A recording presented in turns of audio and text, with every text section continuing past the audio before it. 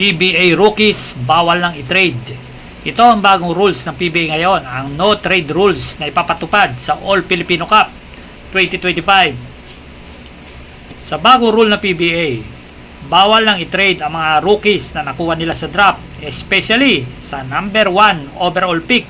Nakadalasan kasi, ang number 1 overall pick ay tinitrade lang ng mga mahihinang team at napupunta ang mga top overall pick sa malalakas na team, kapalit ng mga 2 or 3 players para lang makuha ang mga top rookies na to. Kaya imbis na lumakas, ay lalo pang umihila ang mga farm team na to, kagaya ng Terrapier Majip, Batang Northport Pier at Blackwater Bossing, na nasa kanila na ipagkakataon para lumakas yung team nila, pero pinakakawalan pa rin nila ang mga malalakas na rookies at ibinibigay sa malalakas na team. Kaya dapat talaga bawalan ng PBA ang ganitong sistema. Dapat matagal na nila pinatupad to. Kaya great move para sa PBA ang ginawa nilang no trade rules. Sa isang komento ni Coach Yeng Giao, kaya nga nagkakaroon ng mga rookies draft ay para makuha yung mga top overall pick at malalakas na player para malaking tulong sa mahihinang team. Pero ang nangyayari, imbis na lumakas sa mahihinang team, ay lalo pa nila pinahihina ang team nila at ang resulta ay palagi eliminated. Kaya nga sa bagong rules na ito ay talagang magiging patas para sa lahat.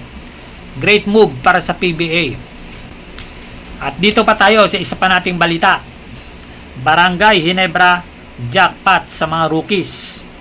Sa mga rookies ng Ginebra, masasabing jackpot talaga ang Barangay Ginebra sa kanilang mga rookies. Malaking tulong sa kanila ang mga rookies na ito. At lumakas talaga ang kanilang front court position.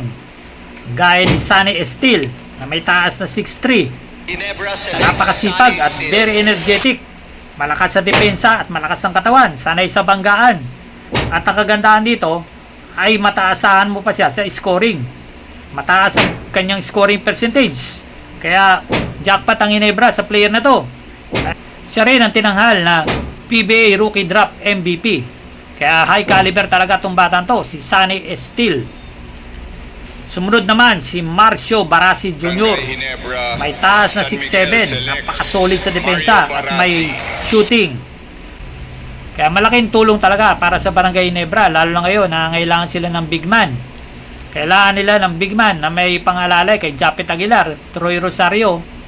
Kaya nga kinuha na nila si Norbert Torres para may pang-backup. At especially, maganda yung pagkakuha nila kay Marcio Barasi. Kasi nga, pwede nilang gawin din backup center to. At isa pa sa mga rookies na kinuha ng Barangay Ginebra ay si John Abis. Magaling gumalaw at madaming moves tong player na to. All-around player. Talagang maaasahan mo pagdating sa laruan. Kaya napakataas ang basketball IQ. Kaya nga nagustuhan ni Coach Timko na kunin ang player nito. Kasi talagang maaasahan niya. Ito rin ang magiging backup niya kay Scottie Thompson.